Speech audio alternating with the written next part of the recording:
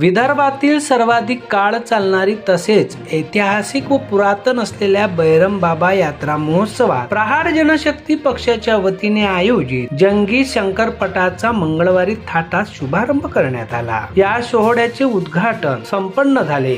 यावेळी बैलजोडी मालक भैयासाहेब ठाकरे यांचा शिवा गोविंदा या जोडीने शंकरपटाचा शुभारंभ केला। 21 ते 23 जानेवारी दरम्यान हा शंकरपट संपन्न होणार आहे। दुचाकीसह लाखो रुपयाचे बक्षीस विजेत्या स्पर्धकांना देण्यात येणार आहे। शंकरपटाच्या या उद्घाटन प्रसंगी चांदूर बाजार कृषी उत्पन्न बाजार समितीचे सभापती सतीश मोहोळ, उपसभापती विनोद राऊत, प्रहार जनशक्ती पक्षाचे प्रदेशाध्यक्ष बल्लू जौंजाळ, प्रहार पदाधिकारी प्रवीण पाटील, नंदू निचडे, घनश्याम पेटे, दीपक बाये, सतीश शेळके, अविनाश सुरंजे, मोहन वानखडे, विलास बुरघाटे, गजेंद्र गायकी, राजेश सोलव, मंगेश देशमुख, संतोष काळभांडे, अंकुश जौंजाळ आदी मंडळी उपस्थित होती। मान्यवरांच्या उपस्थितीत या शंकरपटाचे उद्घाटन पार पाडले। 20 वर्षापासून निरंतर बच्चू कडू या यशस्वी शंकरपटाचे आयोजन करत असून विदर्भात या शंकरपटाचा नाव लौकिक आहे। महाराष्ट्रासह मध्य प्रदेशातील बैलजोड्या या शंकरपटात स्पर्धक म्हणून सहभागी होतात। 2 गटात होणाऱ्या या शंकरपटाच्या स्पर्धकांना 3